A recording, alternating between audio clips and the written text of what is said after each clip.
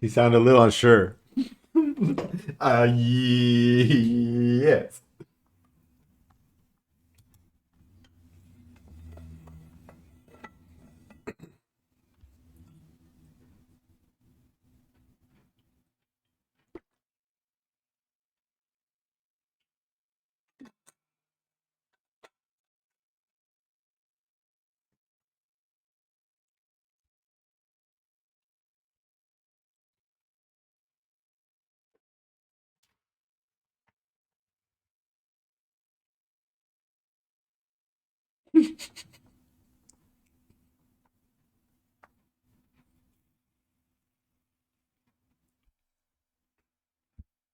But you won't be able to see him.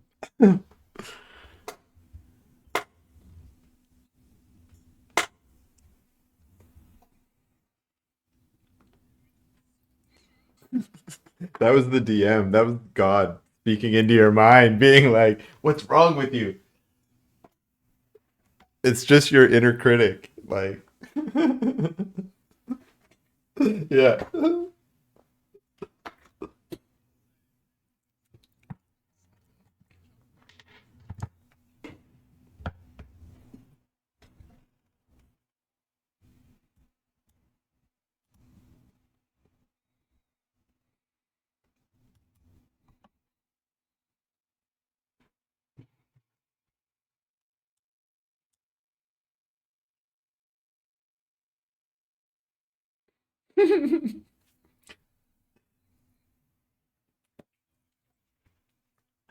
I know exactly what stance it is.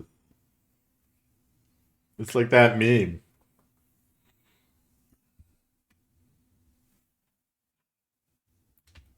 Okay.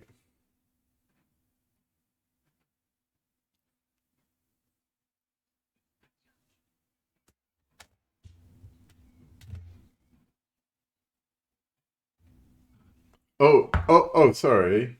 My bad.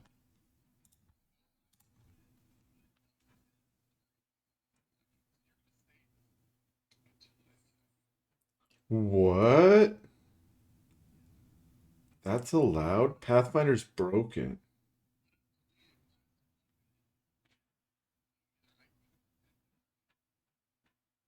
But that one does go away?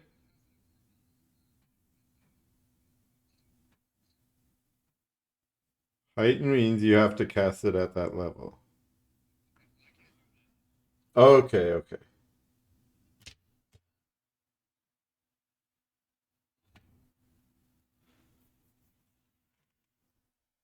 Level spell thought. Yeah. Okay, that makes more sense. That just sounds like they rolled the other invisibilities into that spell, which I really like that they've done that. So that's improved invisibility just rolled in. Yeah, got it. Okay, but you can still make them invisible. Now, that you're still gonna have to do a little bit of stealthy here, Jintaro, because you're gonna be doing a little bit of crunch, crunch, crunch, crunch on the snow, right? Did I load it all up? Okay, okay, I didn't show y'all.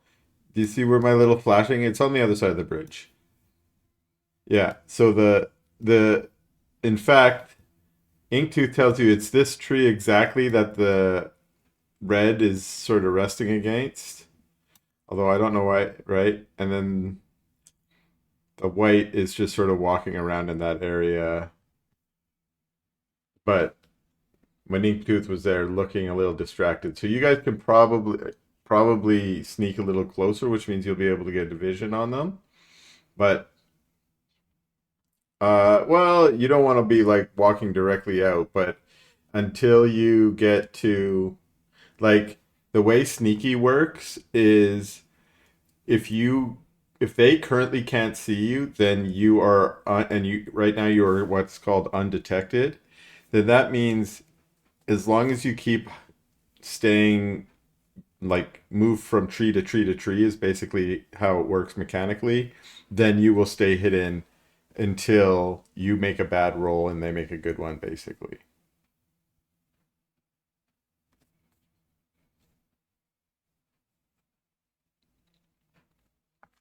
And I'd say y'all could probably move up to around this region right here without having to make rolls because there's lots of little trees there. After that, it does just open up, but of course, there's paths you could sneak around and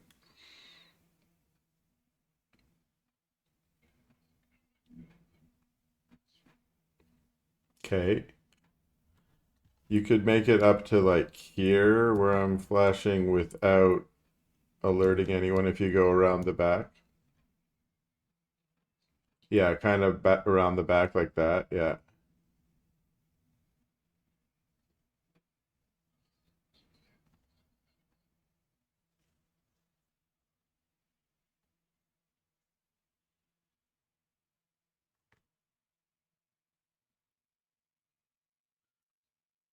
Yeah. Inktooth is like, I'm out of it.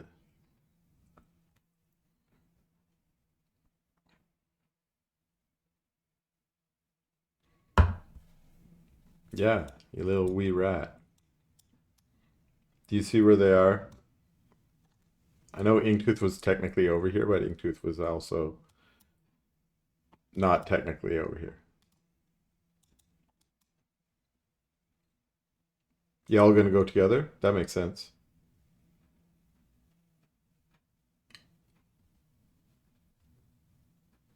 Jataro's up north. He snuck up north.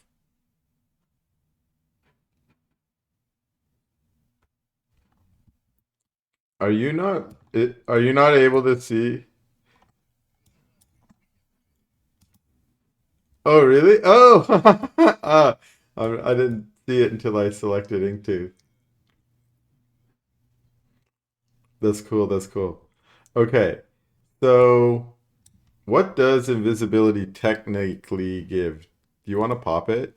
Did you already? You did. Okay.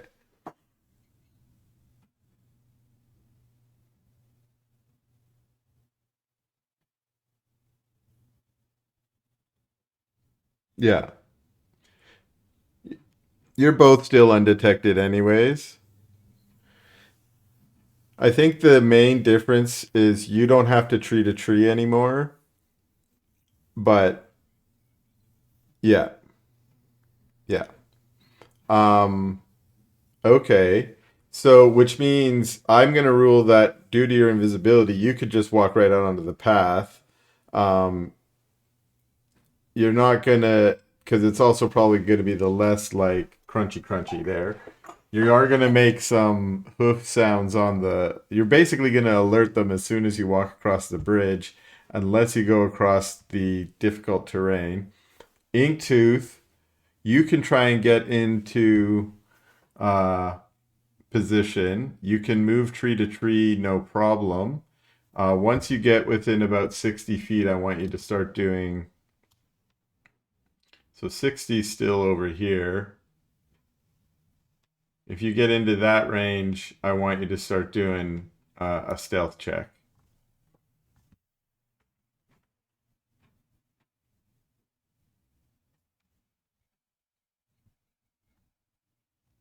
Correct.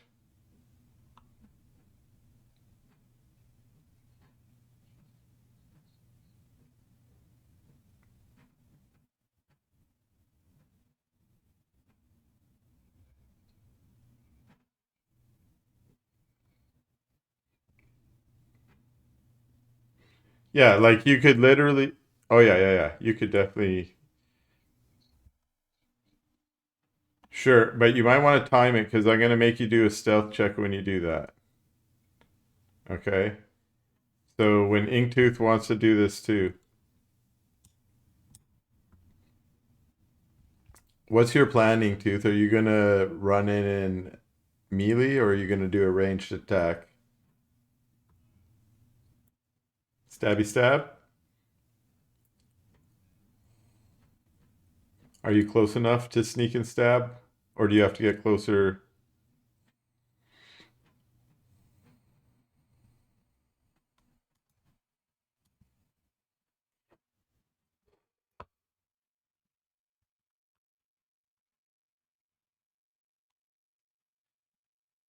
As soon as you attack, you will be apparent. So if you charge, you will be immediately apparent. But You don't get sneak attack. He gets sneak attack. But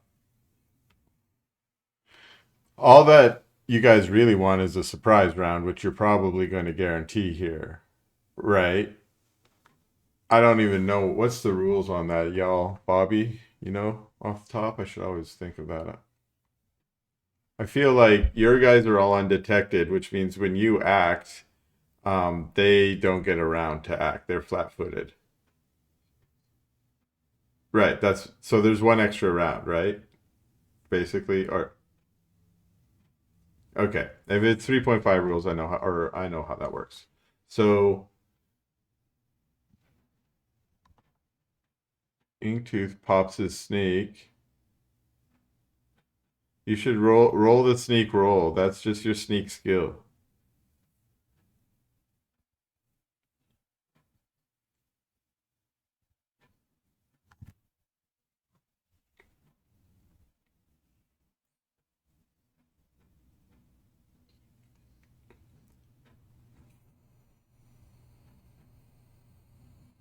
Yeah.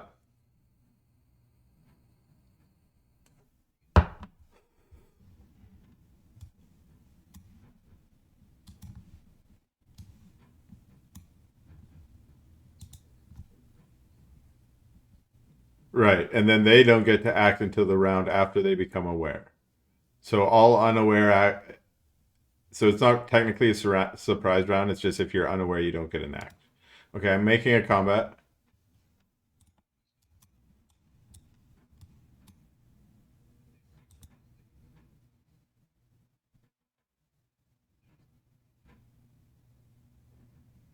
But only after they've become aware, right?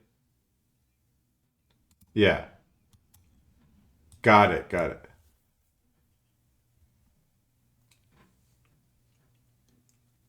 Got it. Got it. So everyone gets initiative. First round happens. Right.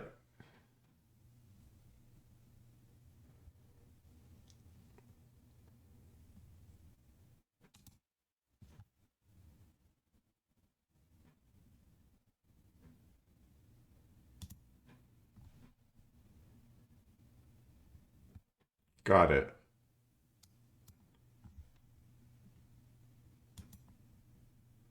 And all of you can roll stealth based. Yes.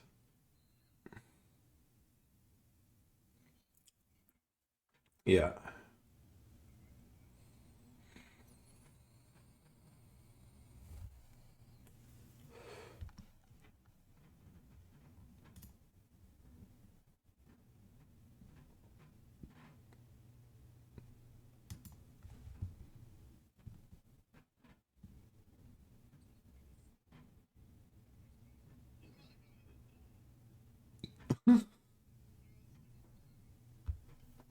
Okay. You have to. Yeah.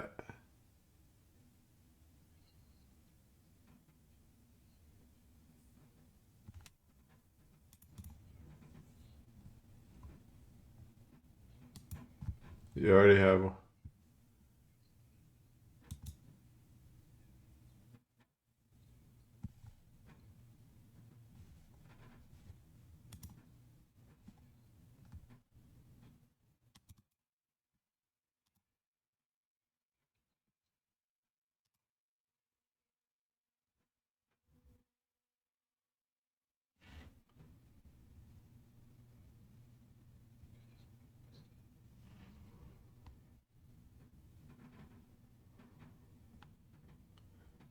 What does that mean?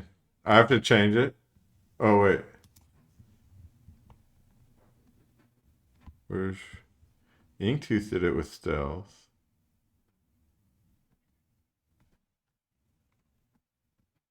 Initiative stealth.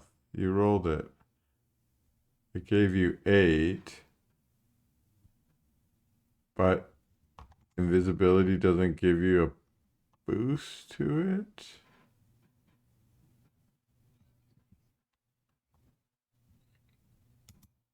Invisible.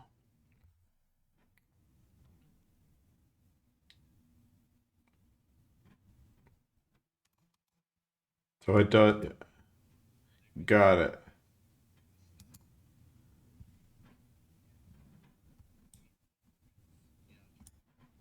Yeah.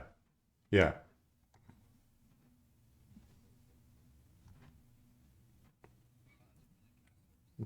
That's a fat invisible unicorn.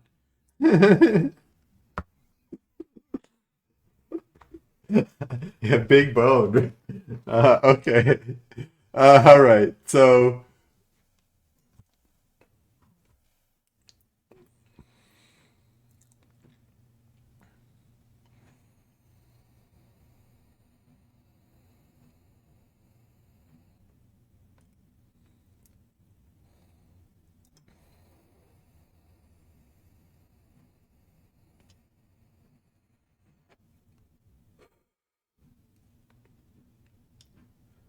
correct.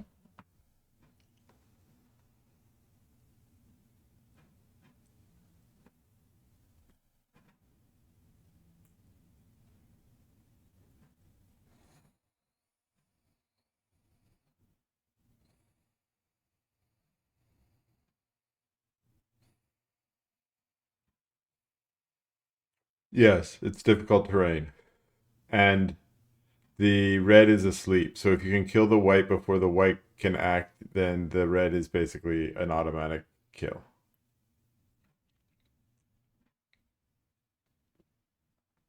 And I'd imagine Jintaro's just waiting for you to act, unless you're waiting for Jintaro to act.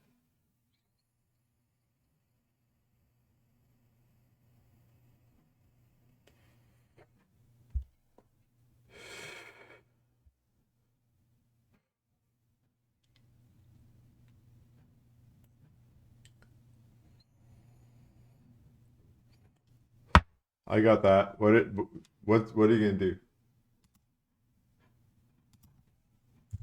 Oh, deleted.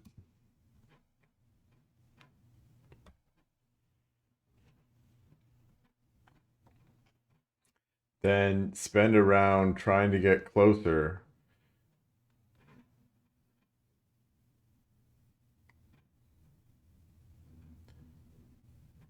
Yeah, if you end your turn behind a tree, then you just have to make a stealth to get there versus the passive perception of old buddy.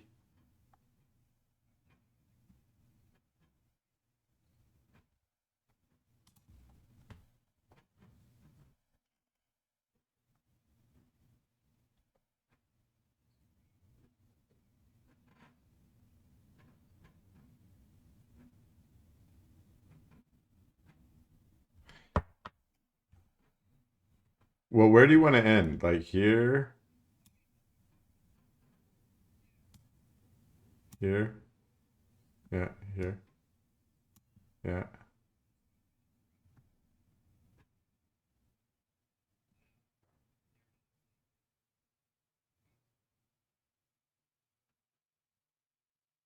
Okay, so yeah, you can do a move like that. You need to roll a stealth. Just so here's what I, you know how sneaky works, right? This guy's like walking around. You're waiting for him to turn his back to you, and then when he turns his back to you, you're gonna try and make a little scuttle across like that, right? So make your stealth to see if you can go undetected when he turns his back to you.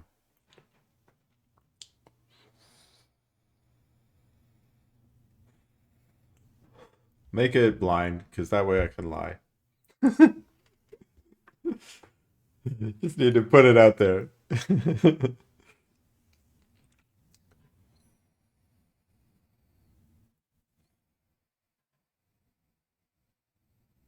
All right, I don't have to lie.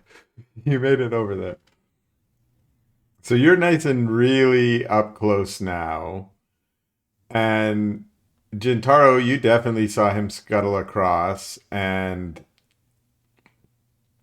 you know it's ready to about to go down. Inktooth, you can start the combat whenever you like.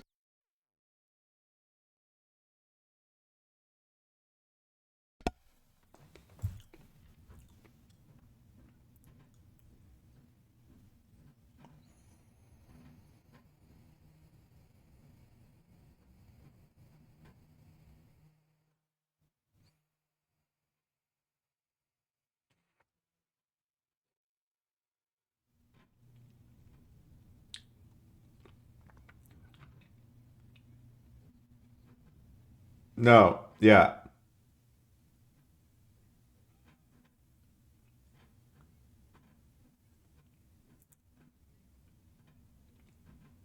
Yeah. Yeah. So now it's like you're rushing out of the bush to go strike him, you know.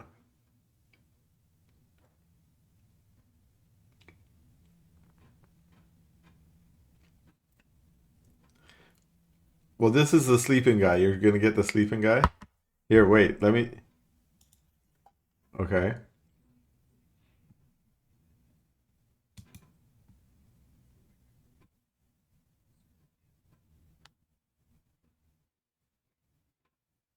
Jay, you do what you want to do. So this is a not what, let me make sure how's coup de grace work, but I'm pretty sure there's an automatic hit, automatic critical.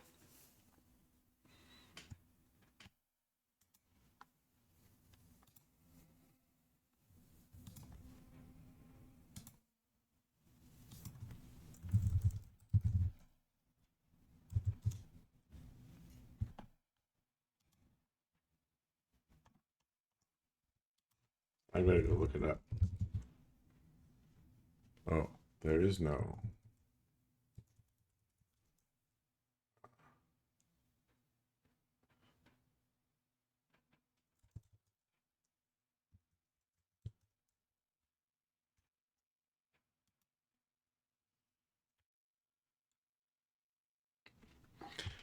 Oh, I was trying to find like sleep, but it wasn't on there.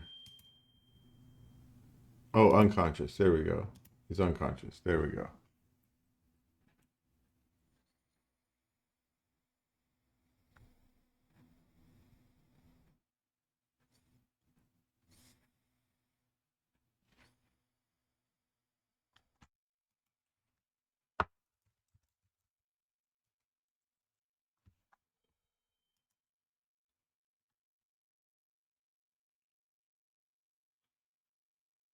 Okay, they have a -4 to AC.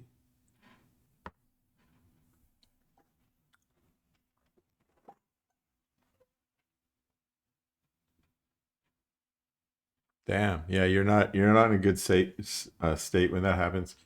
Um,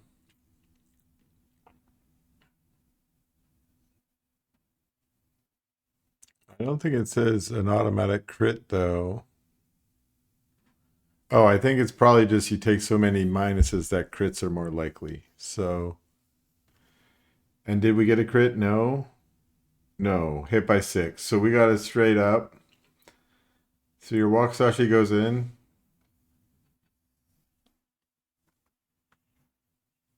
I think it might auto, yeah.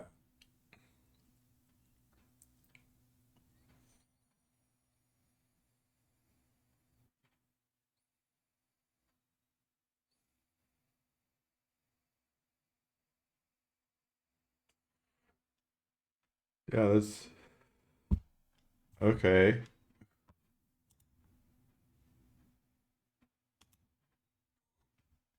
The red gurgles as he takes a Wakizashi in his throat or wherever you stab him.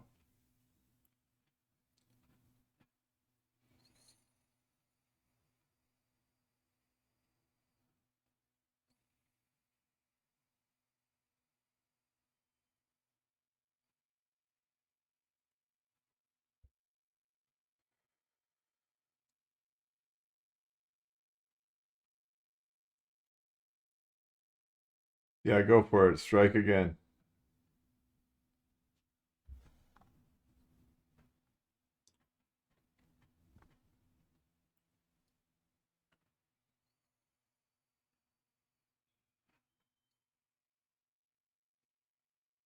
Nice. That was the noise. We've just never heard it from Jeremy before because we normally hear wah wah wah. Okay, boom.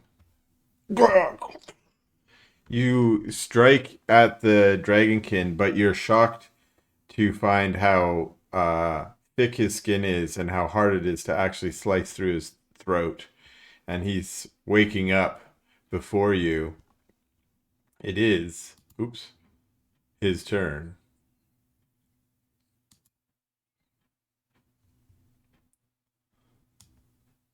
Yeah, he gets up and he's like, "What kind of guard are you?" And he tries to walk, but why can't he walk? What's wrong?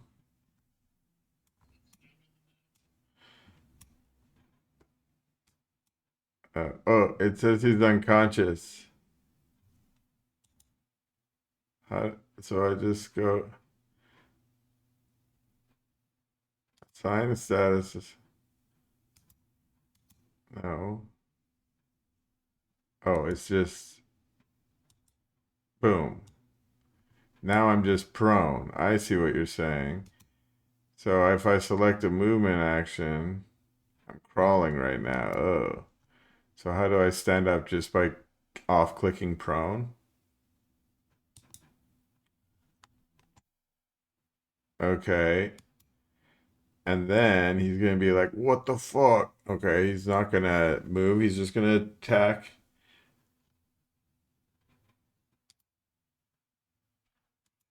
Oh, he's probably it was the glint of steel that you saw was his sword sticking out of the snow. So he's just gonna grab the. That's gonna be his free item interaction or whatever. But he's gonna strike out with one attack only. He's still a little groggy. He's just gonna slash at Inktooth. Boom. He rolls. Oh, so close to a 19. It's a 22. Might still hit. Does that hit you, Inktooth?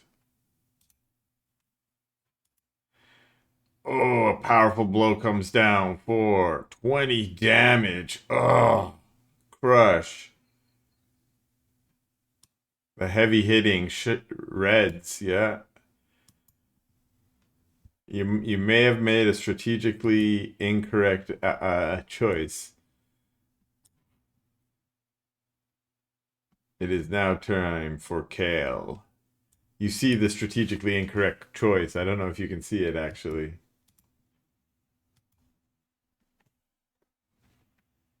Yeah. So Anthony, it's your turn. And well, Inktooth chose wrong. He thought it was another headmaster and he was just going to kill him. You might be able to kill a governor later on.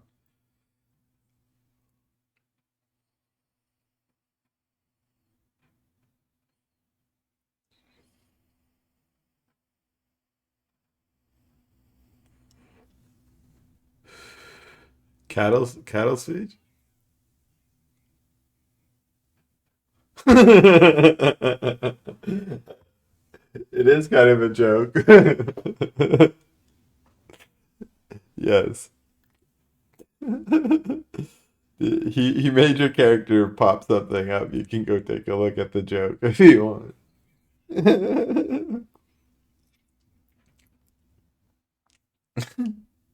Oh, oh, hero point. Hero point. I can. Yeah, I can.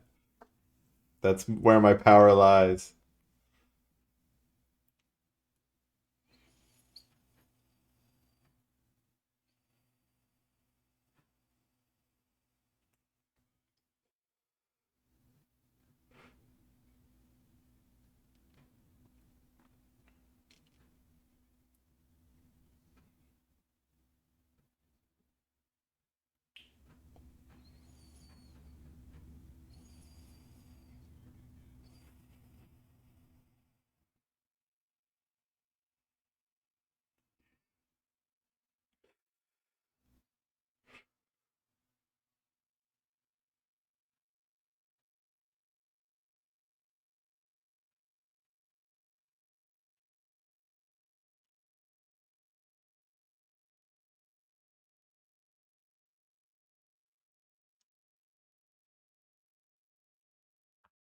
All right. I love it. I love it. I love all the synergies in this group. Nelvier.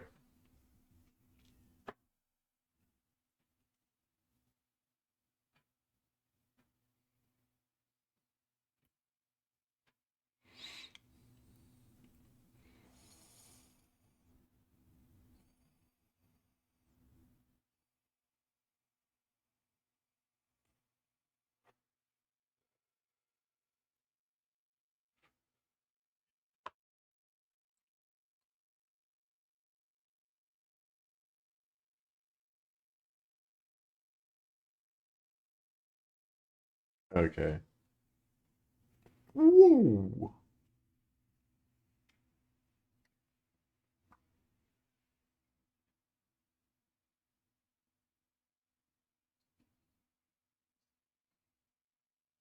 Cool.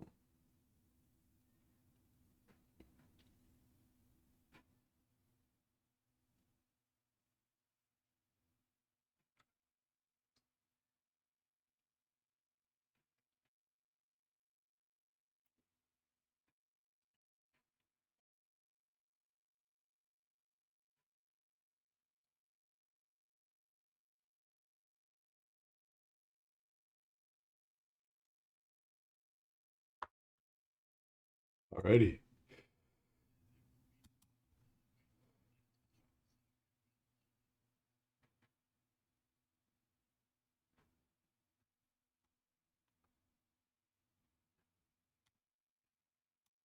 All right. The white dragonborn, who was yelled at by his commander, tries to make up for his mistakes by coming home and just smashing away with his great club at Inktooth. Whoa, strike number one. It's a 16. I probably should target you. How do I do that again? Little target thing. Okay. Strike number two. Did a 16 hit? I don't know. You'll let me know. 15. Oh, miss. Inktooth has an AC of 21. That means I missed on both. Last chance. Get a critical. No, I moved. I can't strike three times. Game state. Game state. Sojin. All right. Sojin's just going for a jog. Donk, donk, donk, donk.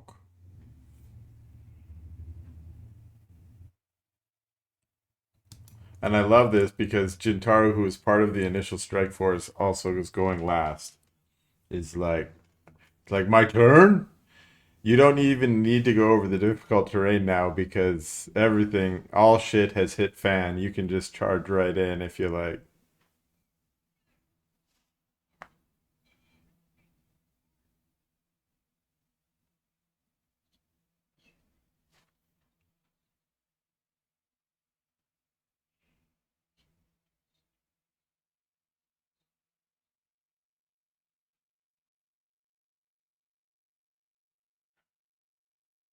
Love it.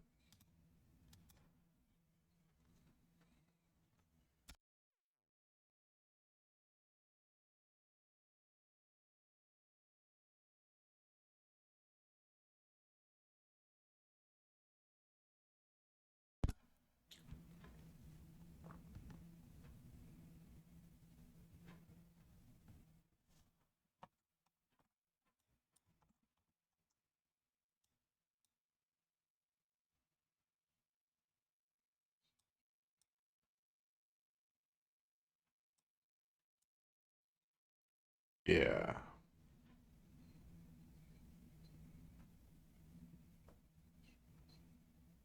Make the melee strike against the enemy now.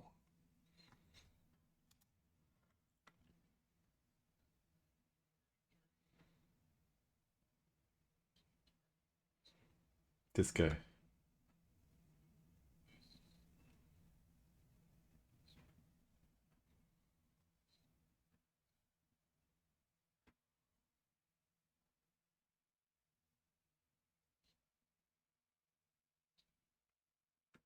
23 is a hit. Damage. Damage it up.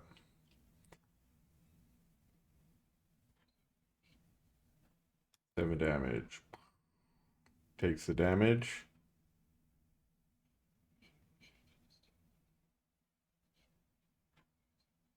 You did have to get over there. Yeah. Yeah. Okay. Inktooth. Your turn. Luckily, by hiding in the branches there, you fended off all of the white's club attacks. All he hit was snowy twigs. But the red chopped a big chunk out of you and is ready to like murder. He's got murder in his eyes.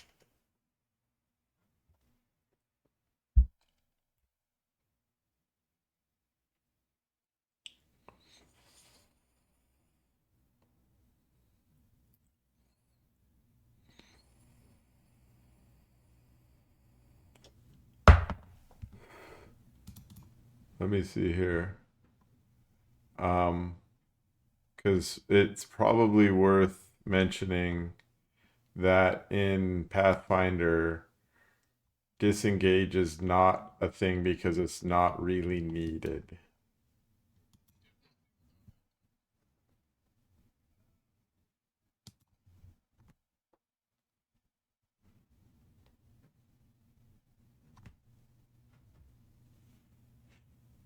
Flanking. Although I'm gonna say fighting around a tree like that is gonna not work. That creates cover for both of you. But you can move around there or hide there or yeah.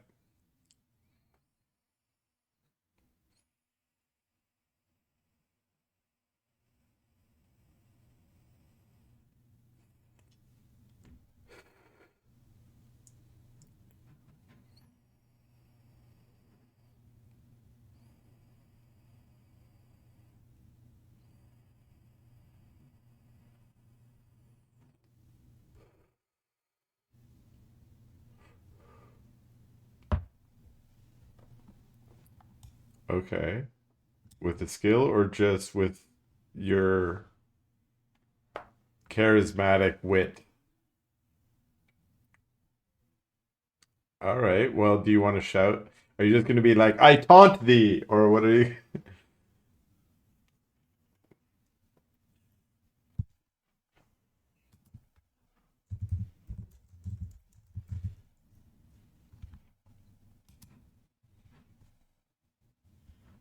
This big comma.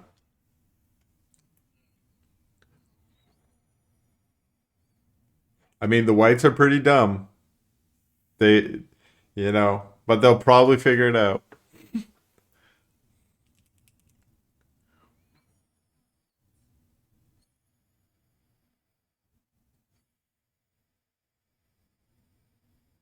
Attempt and intimidate.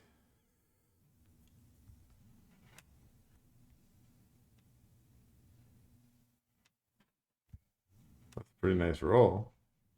Let's see what their wills are. What are their will DC?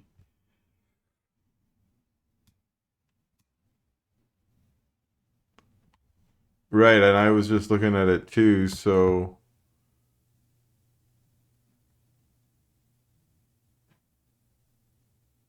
oh wait. Oh no, if the target doesn't understand the language, okay.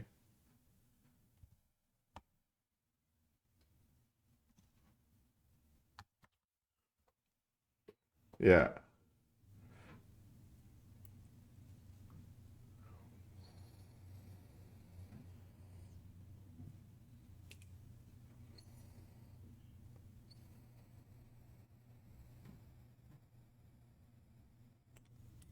Okay.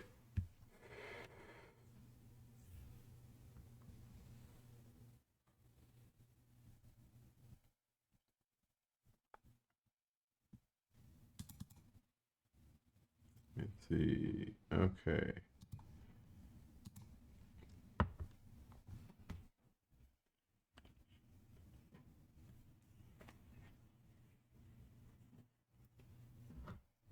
All right. Um,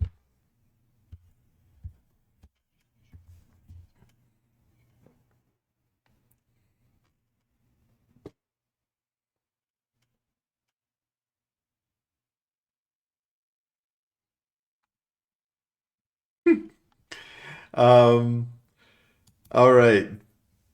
So you demoralize. They both look up and they see the approaching samurais and they see that they're outnumbered and they both lay down their weapons and they say, "What will you?" Or the red says, "What are you going to do with us?"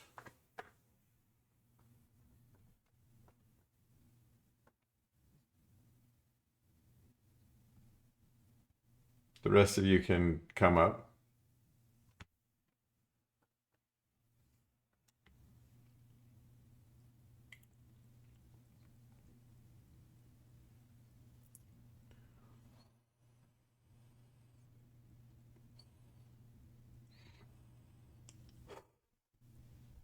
You all come forward. Let me drop out. We're done.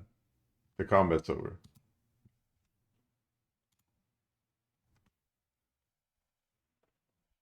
The red says again, "What do you plan to do with us, samurai?"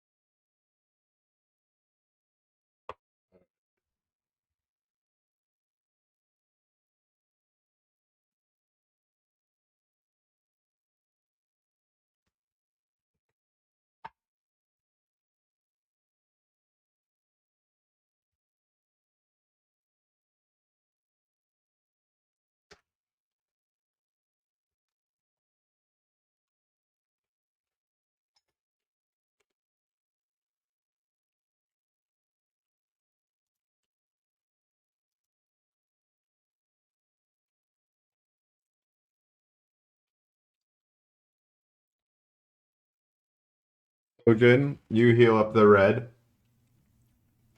And the red hears you guys debating. And he says, "I had heard that the warriors of Kugong were honorable and noble.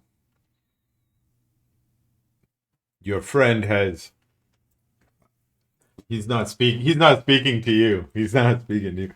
He's speaking to Jintaro and Sojin directly at least. And he says, if you ask us to remain here, I will give you my word that I will not report you until the morning. Tomorrow morning, he means."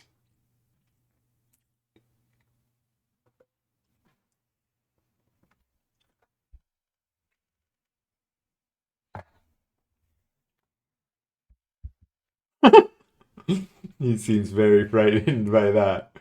It seems to lock him directly into place. He says, Um, he says, "Your people are lost no matter what, but you have chosen to you have chosen peace today. So for today, we will have peace. Get your people to safety."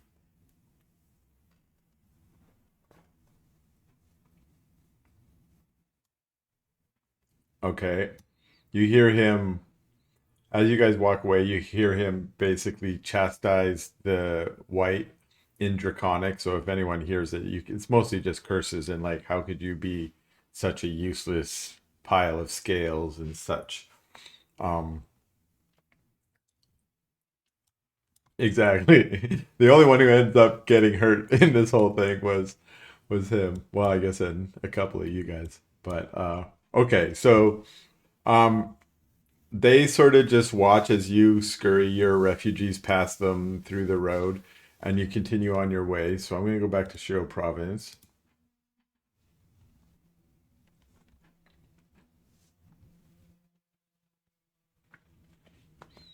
And the tail end of that is going to be first thing in the morning this day. And you're going to battle medicine. Okay. Yeah. For your rat. Yeah.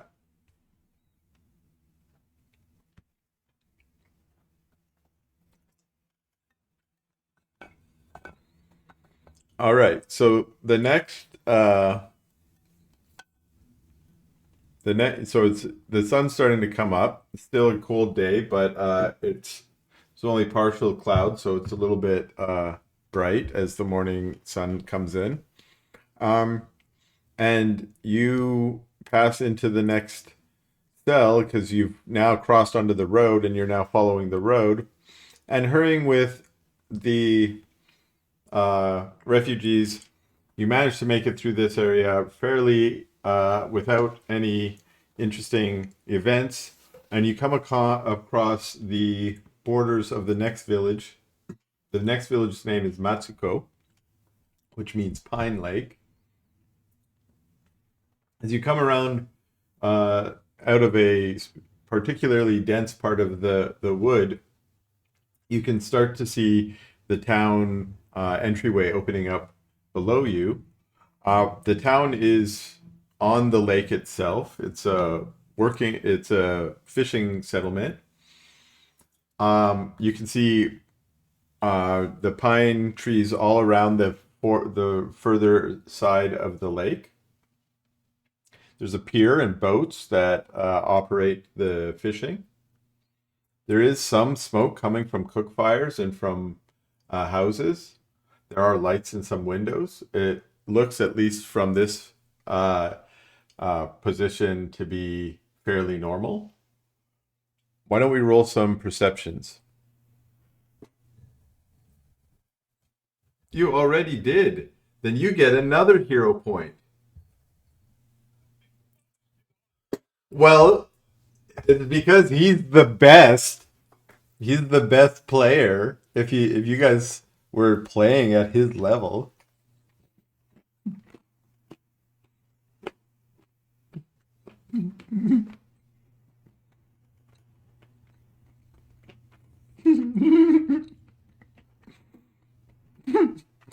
Gintaro's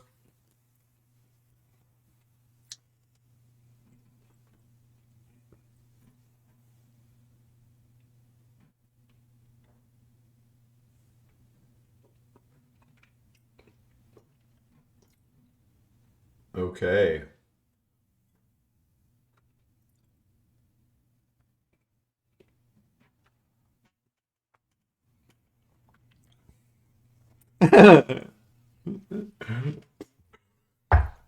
It is going to his head because all of you, except for Sojin, were able to spot something a little bit more suspicious. But what you see actually is that, yeah, you're kind of watching. It looks like a normal kind of day at the village until you kind of notice that some of the market stalls aren't open. It looks like people are maybe gathering around in the market a little bit, talking a little bit. One of the carts is kind of being hurriedly loaded outside the inn. You also see an argument between two men. One of them's kind of pointing south towards where you guys are, not towards you, but south along the road. And one thing that sort of starts to stand out to each of you is that if this was a normal day, there should be boats on the lake fishing, and there's no boats on the lake, so something's up. And again, all of you except for Sojin, who's like, I'm a hero. He's sitting there like, look at me, I'm a fucking hero. Uh, you do notice that in the group of people that are milling around in the market, there's one figure, a tall figure, taller than the rest because they are furbolg, stone furbolg. They have a gray blue skin, and they have an air to them. You kind of recognize them because you encountered them at Yomatsu Bay. Um, it's Sister Coppertongue, who was the warning cleric who came into the town wet from the waters of the ocean to warn of the initial attack. She seems to be there with some people gathered around her. Um, as you guys are finishing off this little reconnaissance, the slower of the refugees finally catch up, and you have a pack of refugees behind you looking at the village that is kind of looking normal, and you can see that some of them seem drawn into the village, although there is a road that goes around the village, so you have the choice to either go in, see what's going on, or to bypass the village and continue.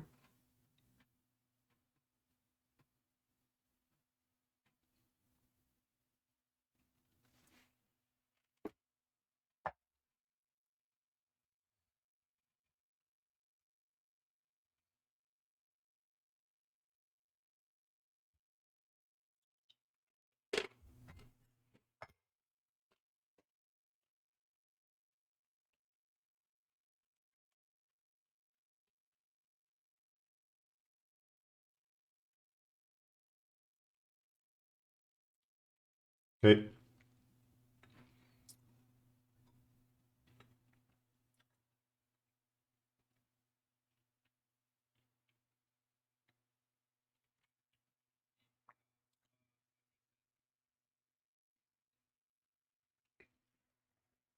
Which is what? You are going in the village or you're not?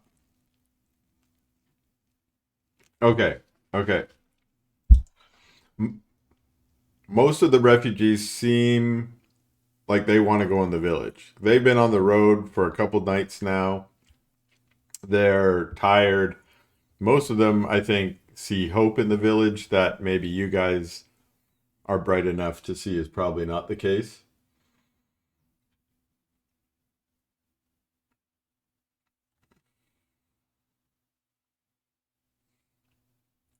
Got it. Yes. And despite, yeah, go ahead.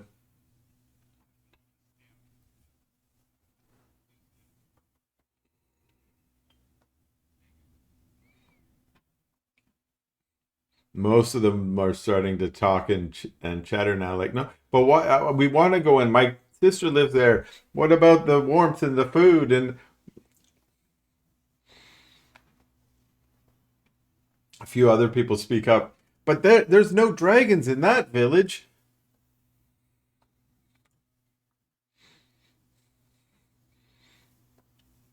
You're starting to notice.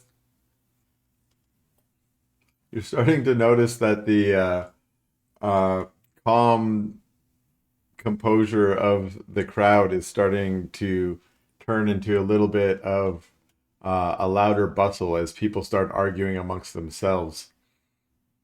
A couple of them say, I'm going in.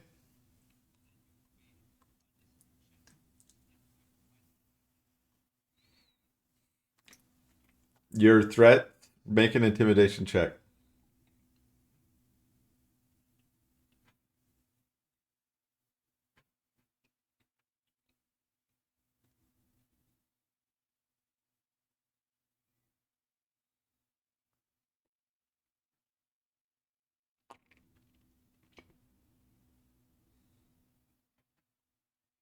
Police intimidation.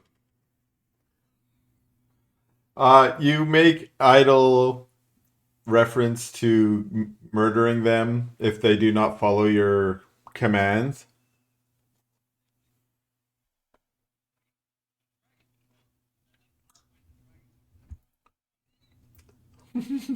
That's not what they heard. They heard you say that you would kill them if they did not follow the orders. And so they are all very frightened by what you said, and the loudness quiets down, and it seems like they will indeed stay behind. And most of them, I mean, there's a gaggle of people here. You can't really be sure about all of them, right? But the argument's quiet, and yeah, no one raises the voice against you.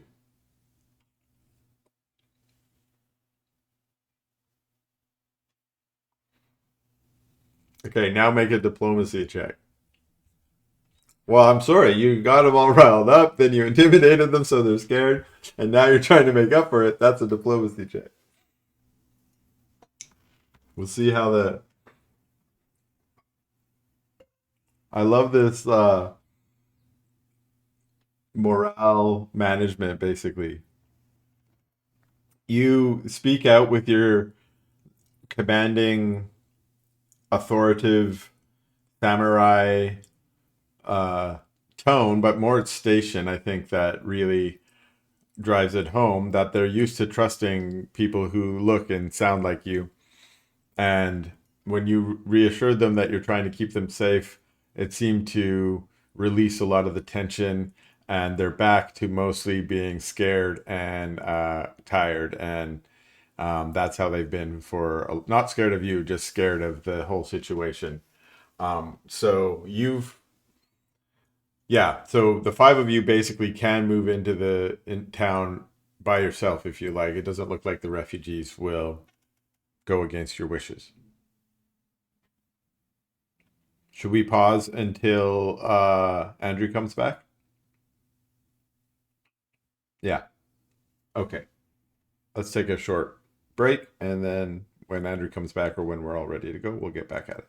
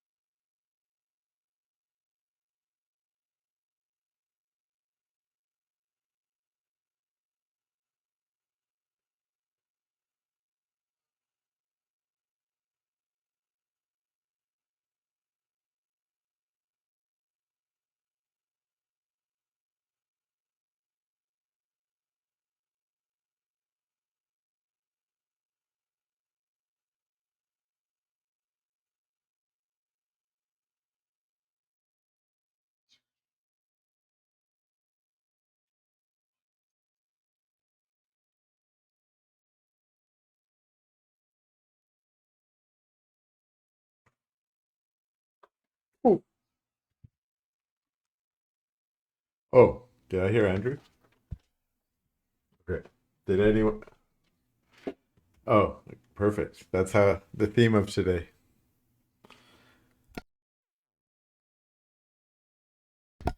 Are we all here, or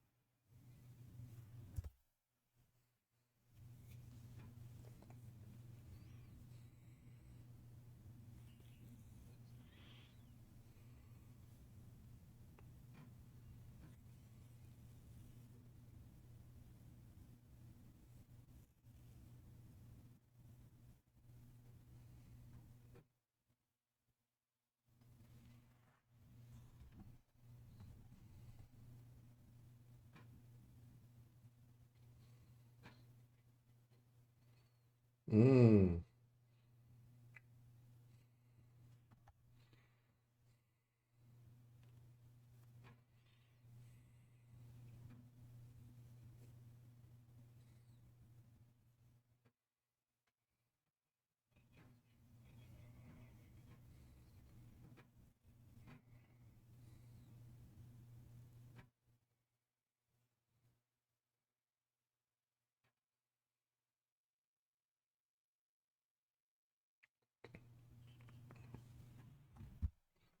We all here?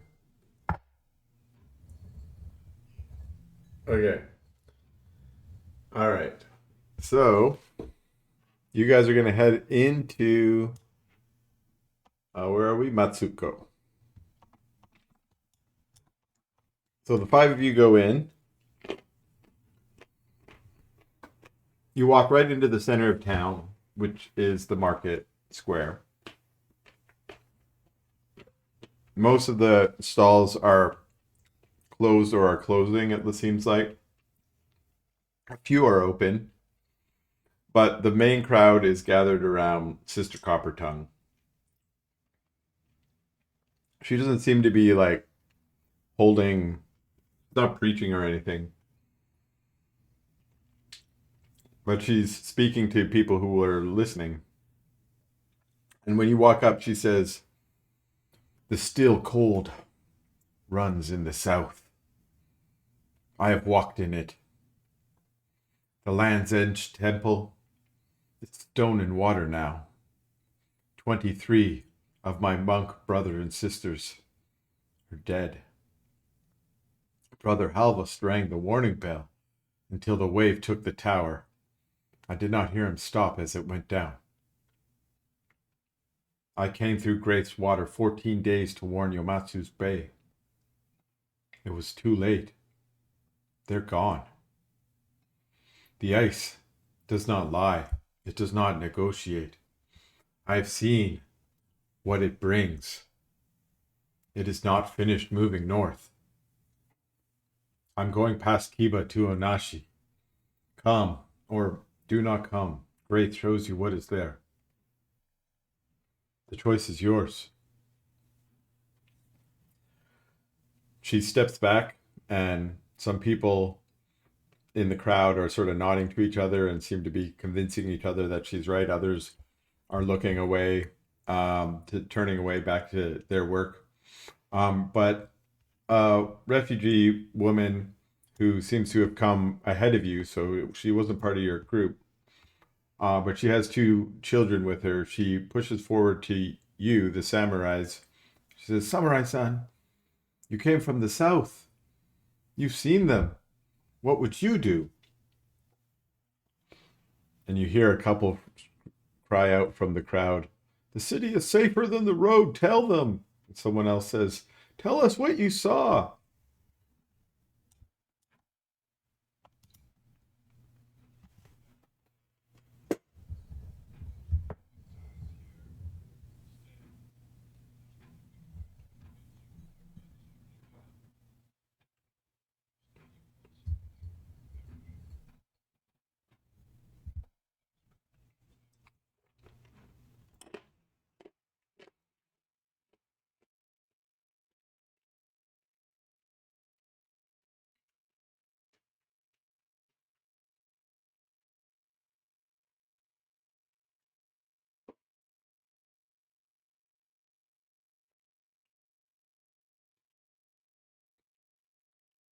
Okay. I want one of you two to make a diplomacy check.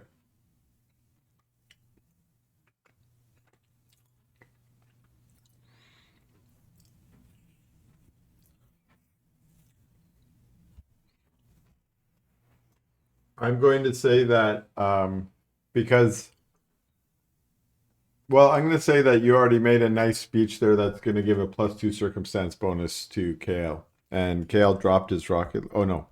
Is this it? Here.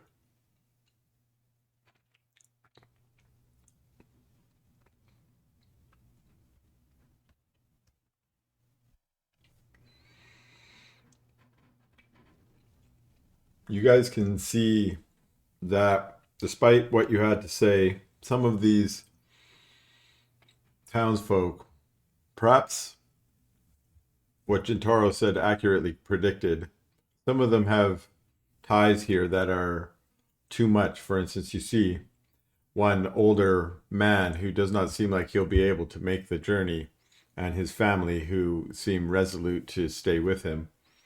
Um, but there are a few among the townsfolk of I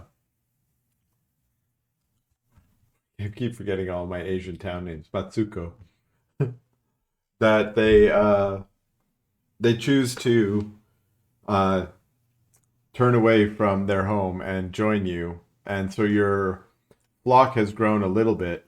And when I say flock, I should say that you've sort of thrown yourself in with the sister here, at least with your words. And she seems to be moving north with a group of refugees that she's gathered around her. Um, are you open to merging your flocks?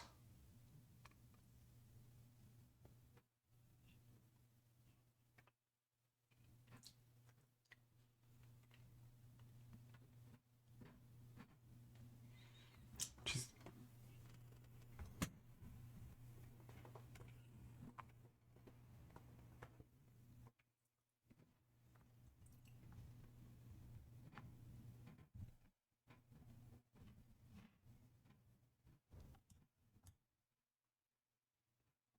yeah, yeah. Okay,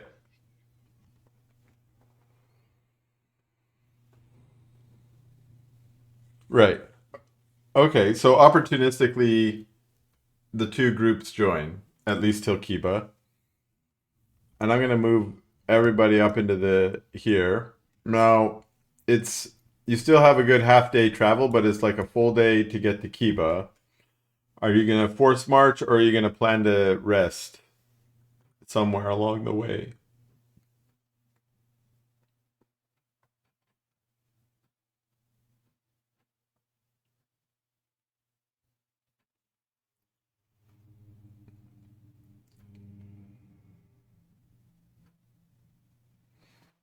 Yeah, I hear you.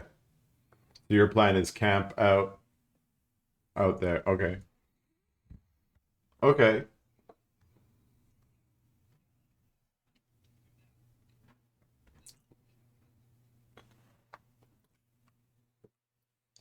Like a great leader or something.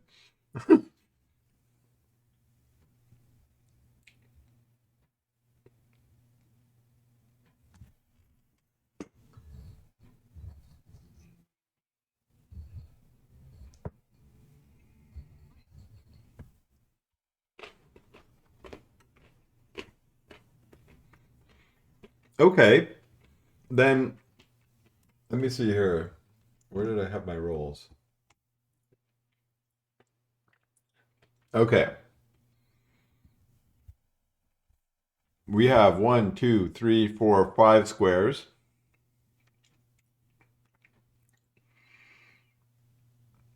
So roll. I need somebody to roll a d6.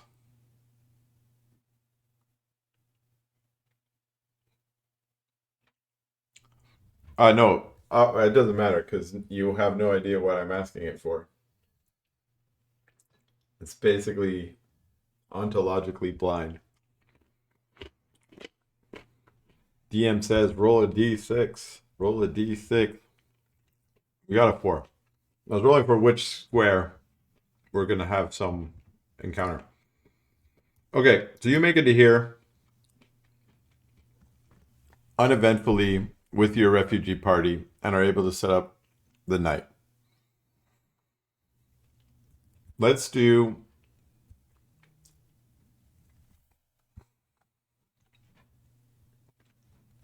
sure.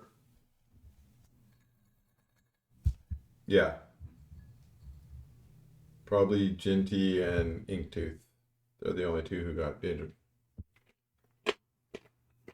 Did you? I don't remember.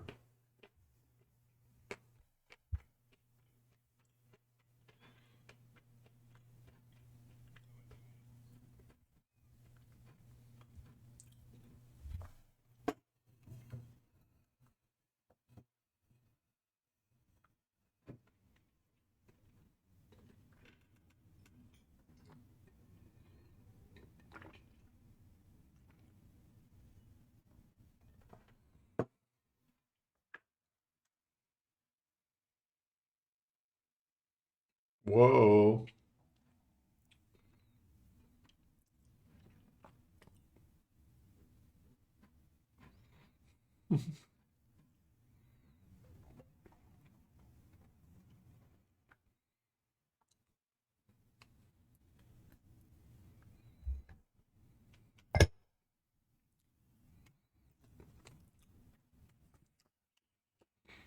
Jeremy gets hero points for narratively adding how his flash is healing. I'm very hero point free today.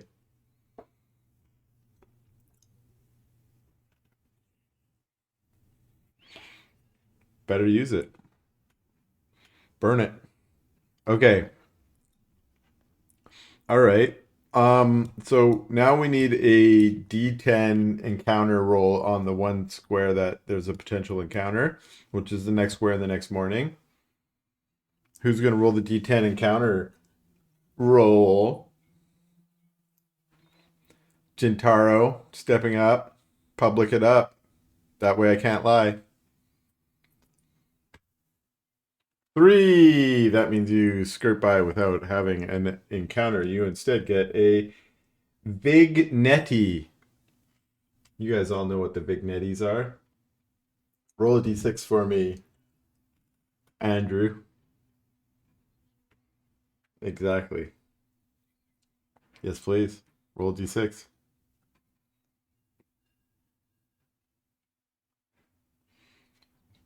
Mm-hmm. Um,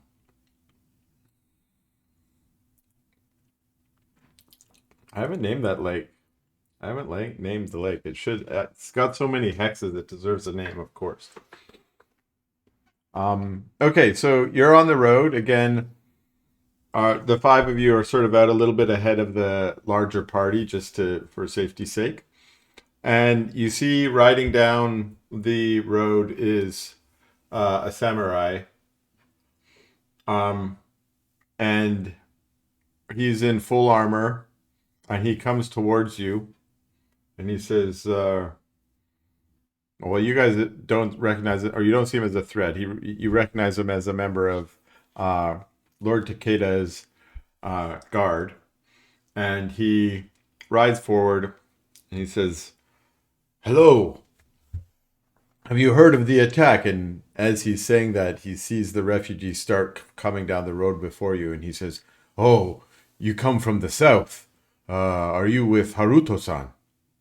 And he was your commander who got his arm blasted off by a dragon.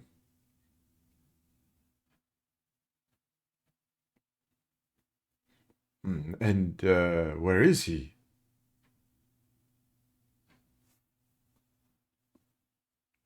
I understand. I have orders for Haruto-san. You're all to return to Kiba as soon as possible. Do you know where I can find him?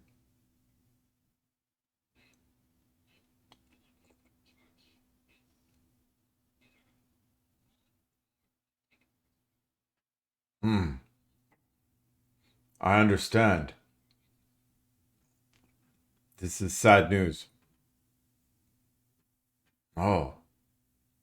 Well, then It is imperative that you return to Kiba as soon as possible and deliver your report to the Lord. Please, come with me. And he turns and leads the way. It is safe traveling back to the city or to the city. You arrive there uh, around noontime. Um, and let me just get to where I am in my notes. Here we are. Okay. Like I said, it's a safe road to continue on into Kiba. The gates when you get there are open, which is at least indicating they're not expecting an immediate attack.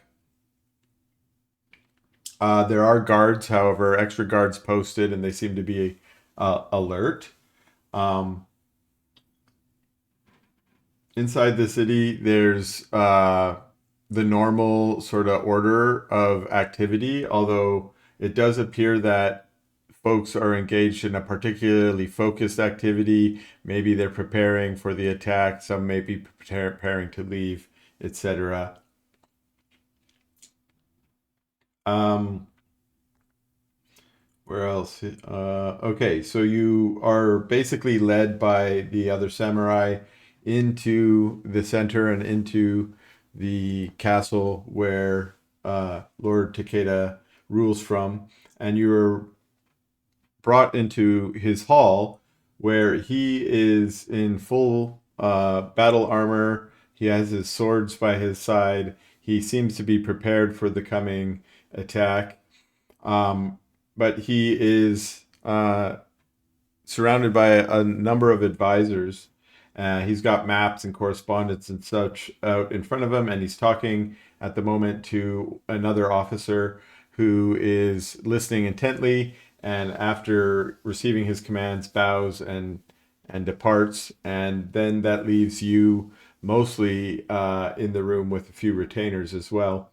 Um, all of you recognize, of course, Lord Takeda, having spoken with him at least once, the least of which is probably Inktooth. You've spoken to Lord Takeda, but only when you were brought on as his sort of part of his secret ninja squad.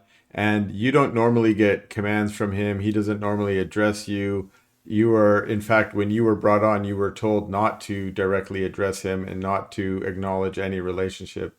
So you're the only one that this is a little bit awkward. In fact, you might be naturally standing at the back of the group, um, and maybe looking to one of the retainers who's normally who your contact is. There are stewards in the room, and one of them you do recognize as the steward that normally delivers you commands and payment if you were successful. In any case, Lord Takeda, all of you recognize his appearance. He doesn't normally wear his full battle armor, but he is usually wearing, some kind of ceremonial armor type to, of his station. He's very large for an art, even for an orc. Uh, Jintaro, he's almost eye level with you, although you're still a little bit taller than him. And he's middle aged. He's got gray starting in his hair. You all know him as a kind but firm leader, and his demeanor does not seem to be changed today. The only thing that has changed is his war banner is now hanging in the hall, which of course is his charging mountain boar on green. He sees you all walk in and you're all prepared to receive his orders, and he looks up at you and he has some relief on his face, and he says, "Good, you've made it." He says, "I heard that Haruto-san has did not survive, but I'm grateful that he sent you with the people that you've brought to safety here today. This is an important and honorable duty that you have served, and I thank you for that. But I ask questions now. If you can, bring for me any of the intelligence that you have. You were all in Yamatsu Bay when the attack came, is that correct? What can you tell me of them?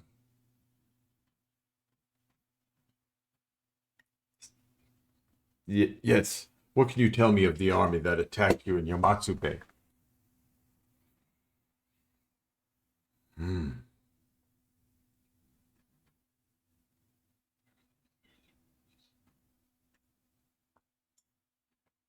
I hear. I see. This is what I have heard. The one faction is quite ruthless and brutal. What about Kome Fields? Did you go out there and see what happened? That was the blue faction that you guys did not.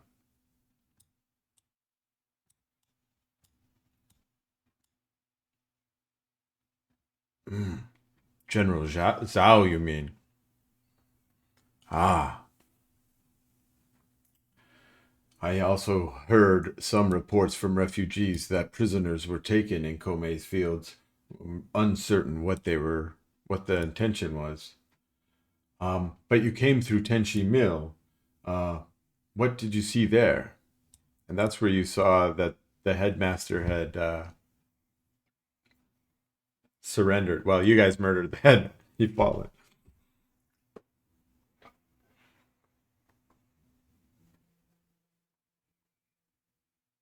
Hmm.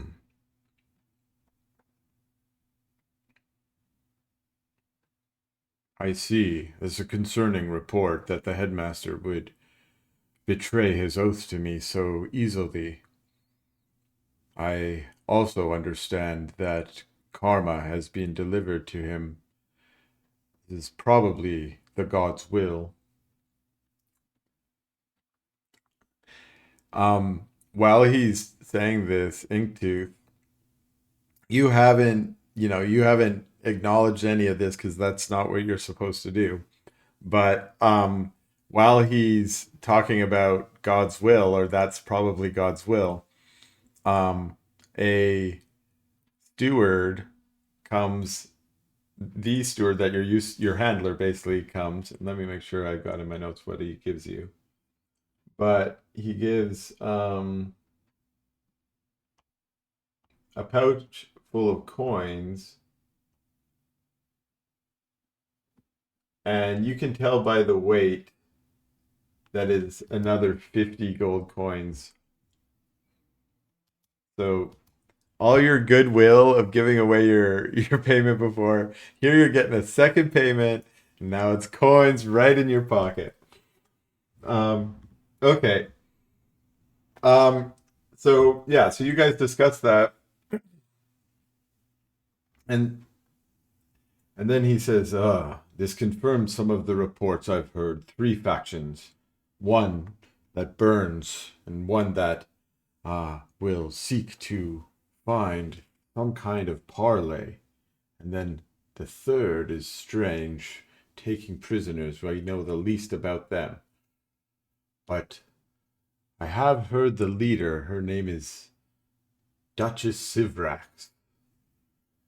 I am worried about what they want with us and our people, but I am prepared when they come. He then turns to each of you, starting with KL. He says, KL, my son, Haruto-san died well. I'm told he charged without hesitation.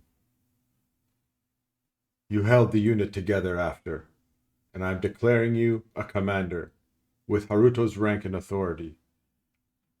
These are unfortunately all that remain of your squad, but I assure you, when the current crisis has passed, there will be more samurai for you to lead.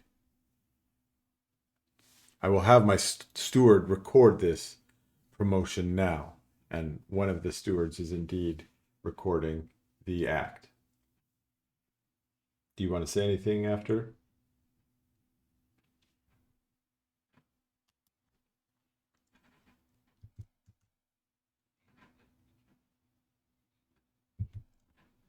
Yeah.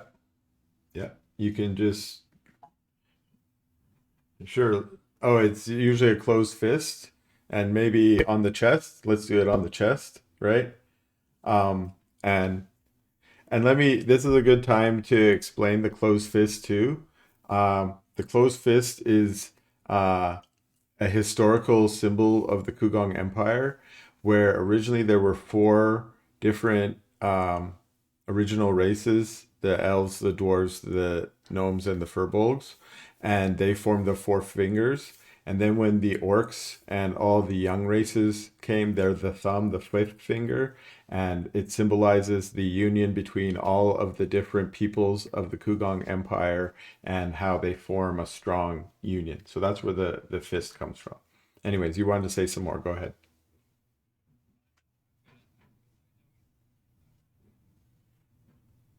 Yeah.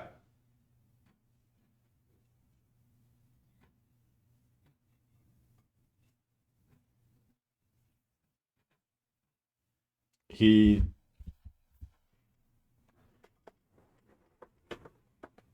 You feel like the closure that you were seeking and the simplicity of your act is accepted as he moves on to the next, where he looks again at Jintaro kind of in the eye, but a little bit up as he's looking up, and he says, I have heard your name from three different mouths since the south fell.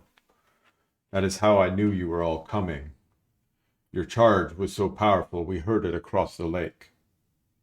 And that's all. He continues down and he moves to Sojin. This one, a little bit quieter, although y'all can still overhear it. He says, Sojin, my son, your grandfather's armor is in the ruins in the northwest of here, between Kiba and Anashi. You know this, and I have always known that you know this. The time for waiting has passed. Go find it when you can. A holy warrior of Terran should not be borrowing his equipment from his lord. He gives you a little bow of his head, and then he comes to Nelvir. He says, you have served me well, and your master. He has left these for you. He is now gone north to carry a message for me. He told me to give them to you. He holds out a scroll case and he holds it a moment before he sort of passes it over. He says, your master told me that you were a great student, and I thought that you should know that.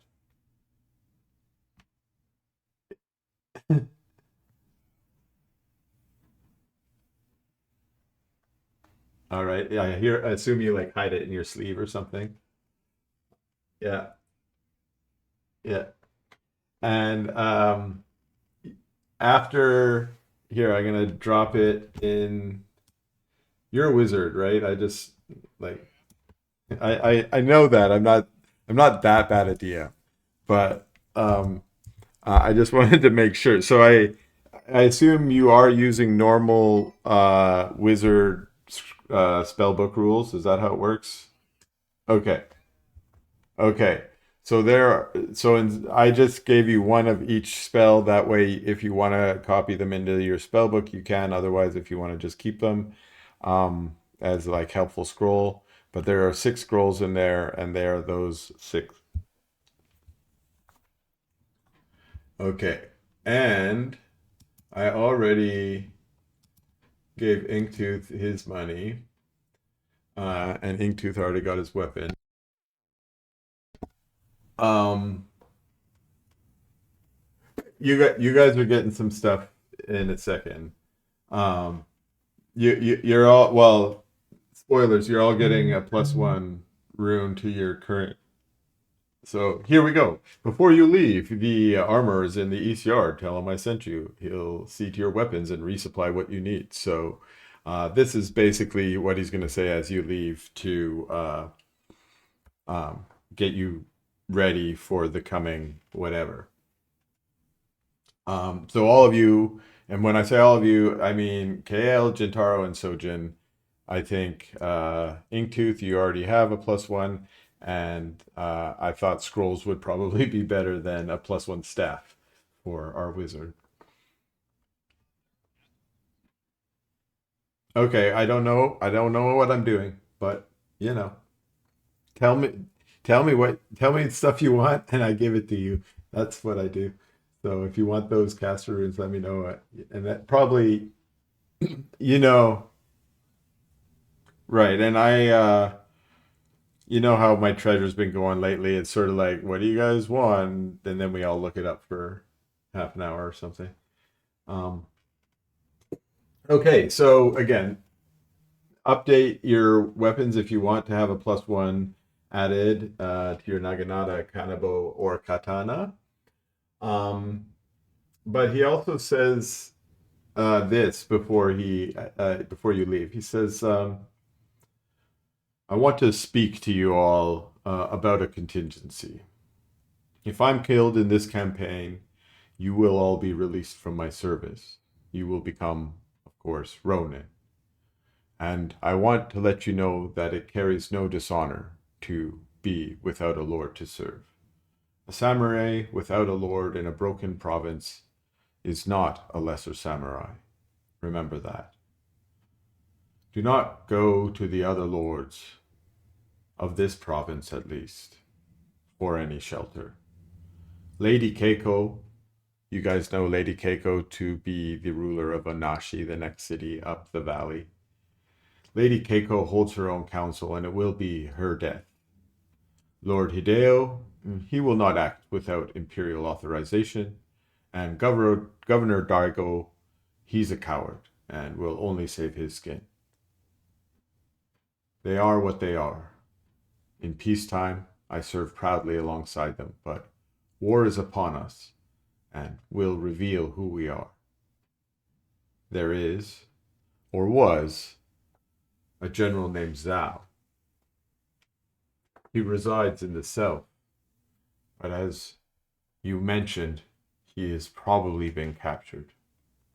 I do not know if he has been able to free himself or even if he still lives, but he has honor in him, more so than anyone else you'll find in this province. Seek him out if you feel he will be an ally to you. But I ask only one thing of you if you are forced to leave my service. Fight for the people of Shiro, not for the Empire. The province will change hands, the Empire will send generals, but the people will need you." He turns away after speaking that, not seeming to expect any acknowledgement of his request.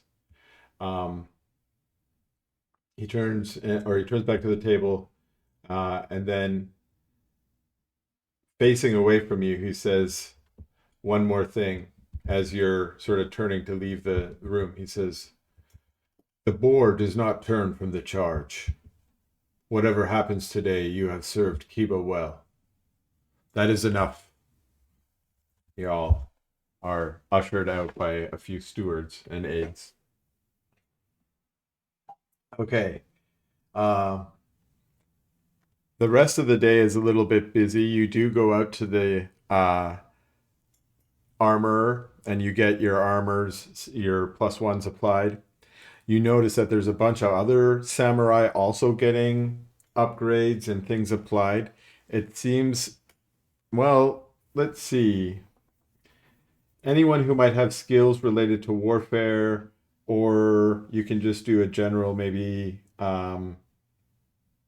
perception or society check to kind of get a gauge of what's going on in the bustle. Got it.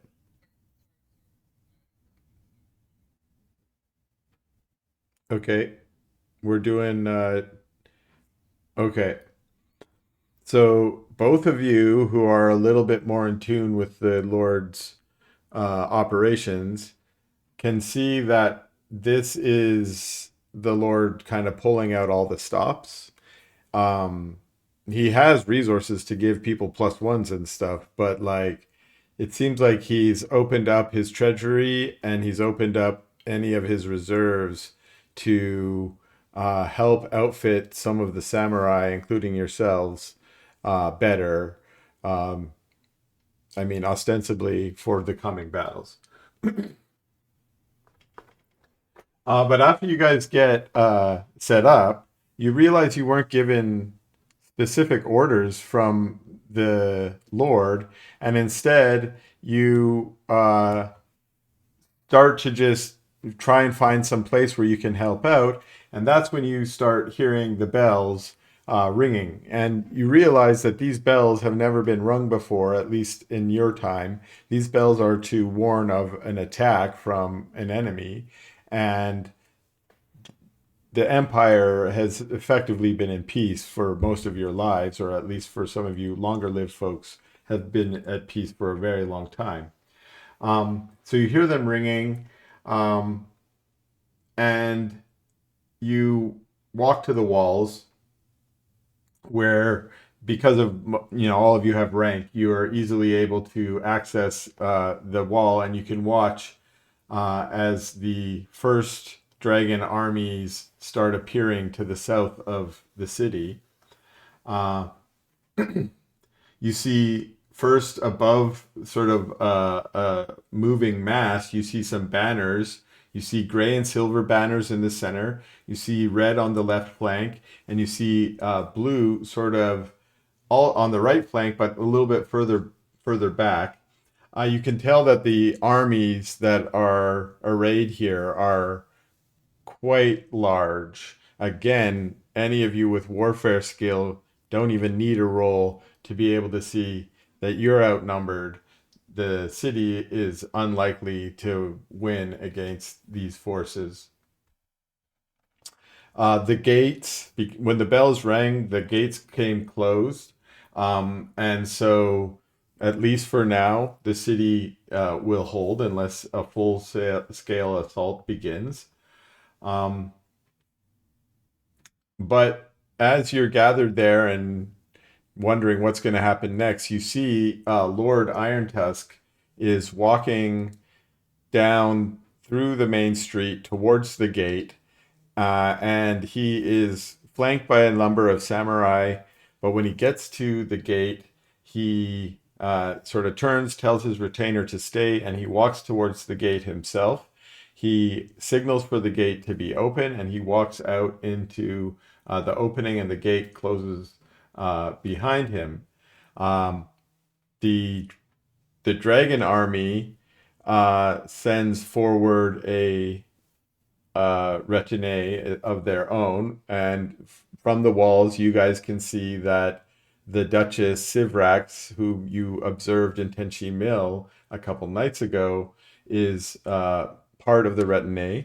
But you also see that it is the red skin. I mean, it's hard for you to say, but let's say you can kind of tell that the red, it's probably from his armor, the red scaled dragonkin that you encountered in the very first night is also there. He was the one that yelled, "Kill them all," or something like that at the beginning of the battle. And there's also a third general or leader or however you want to call it, who is blue scaled, who has also come forth, as well as a number of brass. Nope. A number of brass, red, white, other colored dragonkin in ranks fall up in front of them. But seeing the banner of parley being offered by the Lord, they send forward a small group and set up a very quickly erect a little tent. And you can see the Lord goes up and starts to negotiate with the Duchess. You can hear what's going on, but the Lord had brought a couple of his own stewards with him. He also has a small guard, but the stewards start heralding or calling out to the people of the wall what's happening. And the first call comes forth that you hear that says, "The Silver Duchess is offering terms. The city of Kiba may surrender unconditionally. Its people will be spared and governed under the covenant."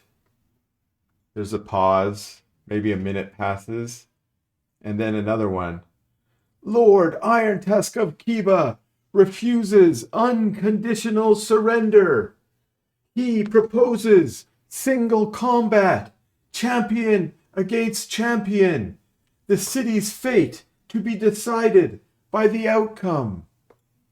Again, another minute or so. "The Silver Duchess accepts the terms of single combat.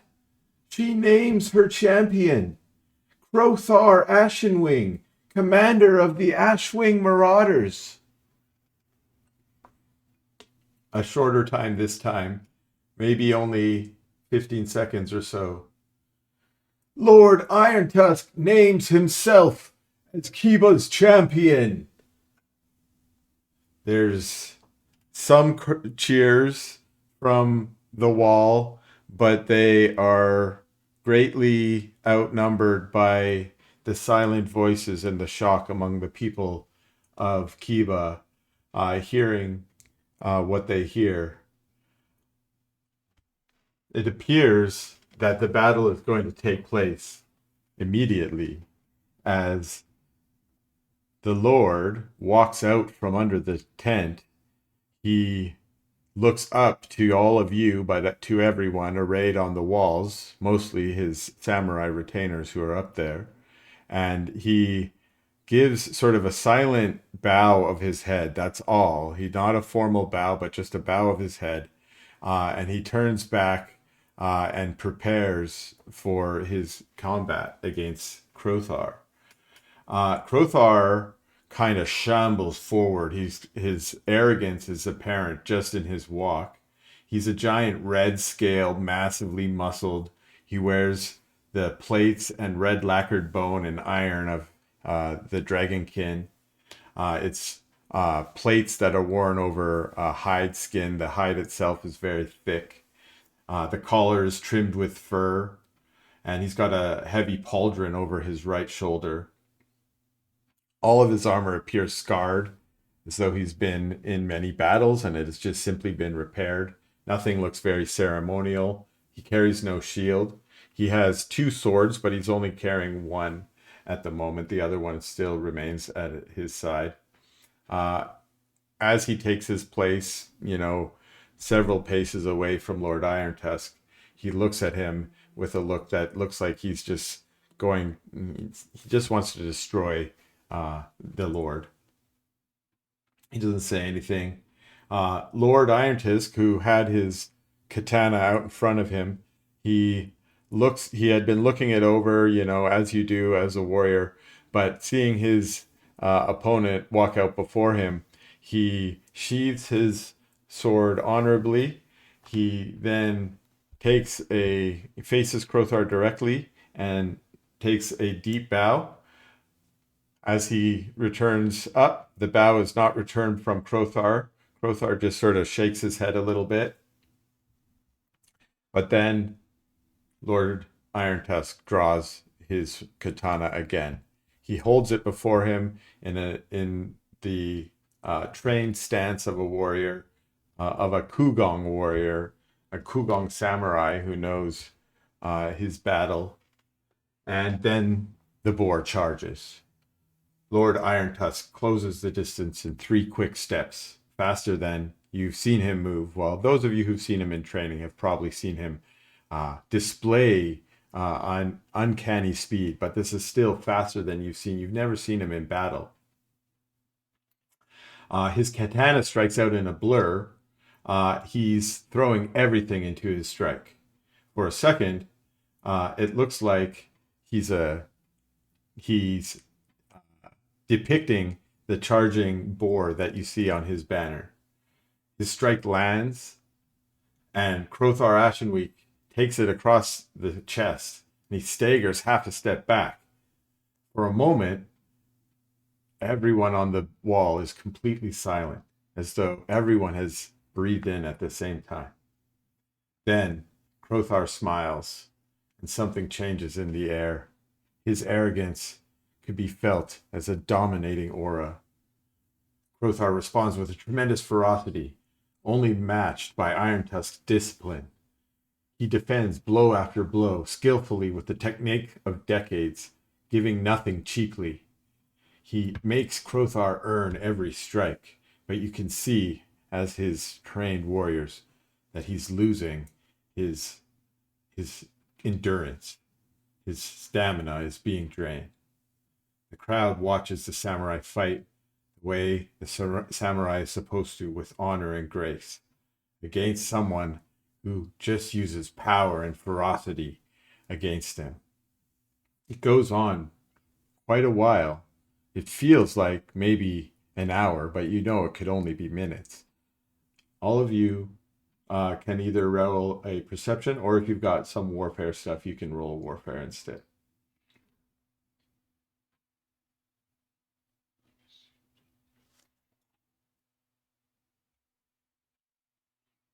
Nice rolls. It would be under lore, and it would be especially that you would pick it. Yeah. Yeah. Nice. Everybody succeeded. All right.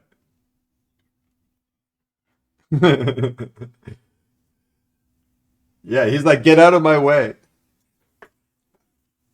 I can't see. Get out of my way. He's pushing all these little kids over. He's this giant bull.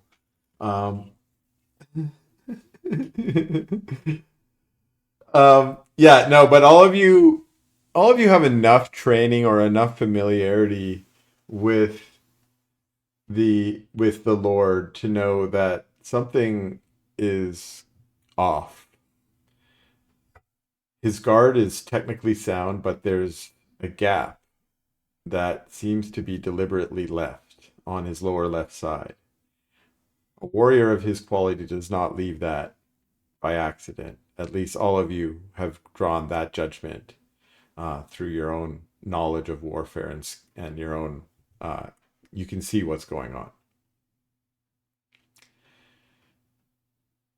So when the last, all right, you guys are reflecting on what happened. You didn't see him take a direct blow yet, but it's almost as though he's injured. And when the last exchange comes, it's brief. Iron Tusk drives forward one more time, the boar charging again, and Crothar meets him, having to deflect the blow with his own weapon. But when they separate, Lord Kiba is on one knee. His weapon is still in hand. He does not fall immediately. He holds the form for a breath or two. It's his last moment. And then he goes down. Again, silence. But then the guards on the gate duty do what they were sworn to do. They open the gates. You're in shock for a moment or two, but you can see that the dragon army is not taking any time to mourn the loss. They are on the move. The dragon army, at least ranks and ranks of dragonkin, are moving their way forward. Sivrax and her crew pack up their tent and start moving in. Soon, shortly, there might be guards upon you.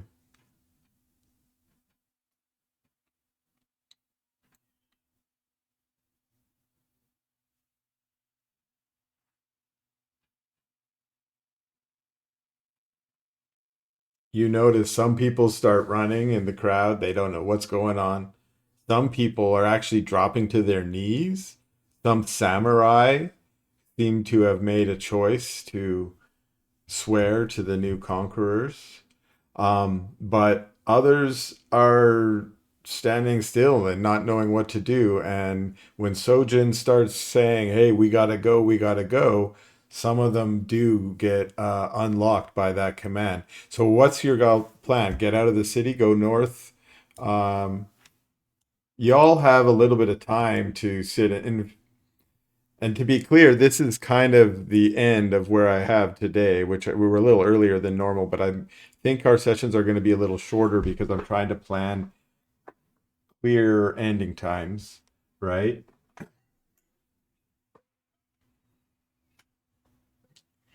Yeah, yeah, yeah. And so I know. Yeah, yeah, you're Ronin. Yeah, yeah, yeah, yeah, yeah. I'm glad you're happy because so basically ideas you so zooming out a little bit on our map, right? The ruins up here, close to Anashi, that's where Sojin wants to be going at. Okay, yeah, and you know that Sister Silver Tongue is moving with some of her refugees up north to Onashi. Although she seems there's something a little off about her. You're not sure what her actual intentions are, right? Right. And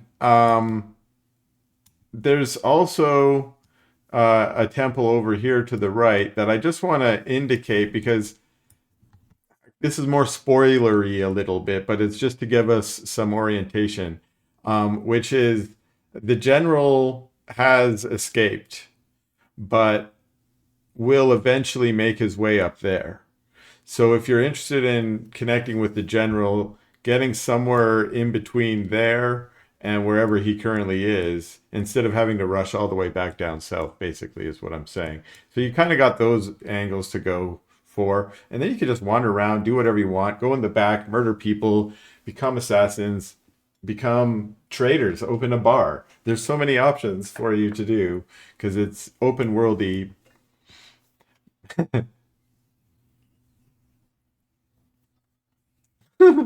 Well, the other thing I wanted to think, because now is a good time for us to also think about personal character. I don't want to call them arcs because I think when we had arcs the last time we did open world, it was too much, like each, right? So, what I want it to be is a hook, only a hook, so that if you're like, oh, I have a cousin up here and he stole money from me, then we can just it's just a place on the map to go to that will be a one encounter kind of resolution thing, right? But it's just to give us more spots on the map. Okay, and if you have one, Anthony, you said you got one. What are you thinking?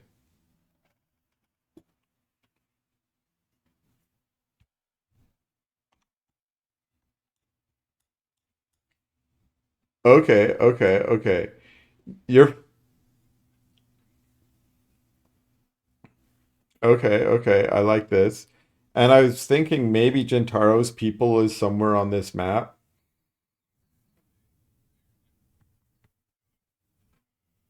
Mm-hmm. Could be up here, could be up here. There's lots of mountain villages up north.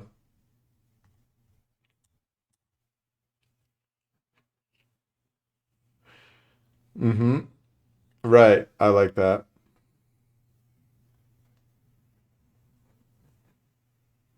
Right. Like maybe you were part of the old, like, you send five people every generation and that fulfills it. But now it's like, yeah, okay.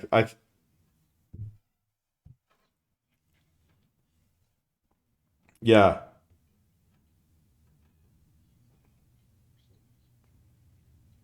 Yeah. Okay. I like these kind of arcs already. That's cool. Um, Bobby, yours was you already gave me yours, so like, but everyone can cook up more than one. But if we have one thing, one hook, right? Ink tooth, it could be something related to the Black Lily if you wanted. It could be something personal. I like it's a samurai ninja setting, It's so many options to be like someone killed your girlfriend or your whatever, Eh, This is a tragic setting.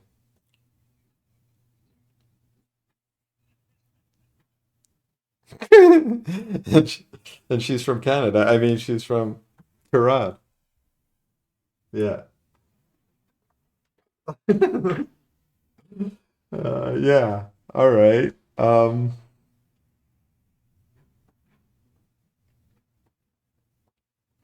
Sure. And if you ever have ideas, you can send them, of course, on the disco.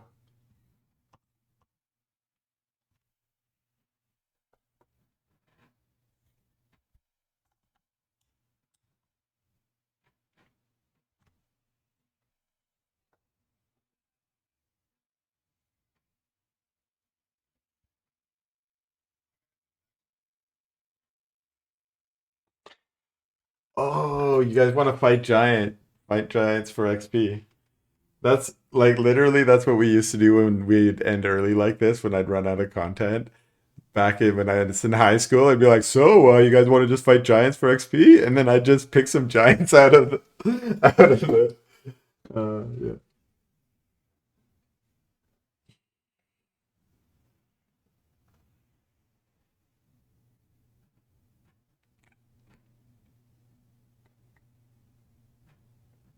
Nice.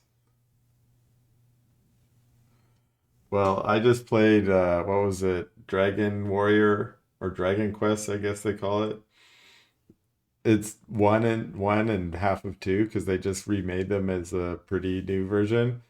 And yeah, and I was farming gold. What are they? Gold golems, gold golems, and yeah, yeah, exactly.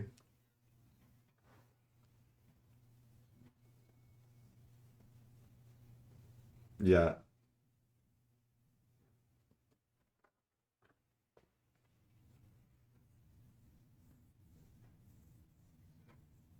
yeah,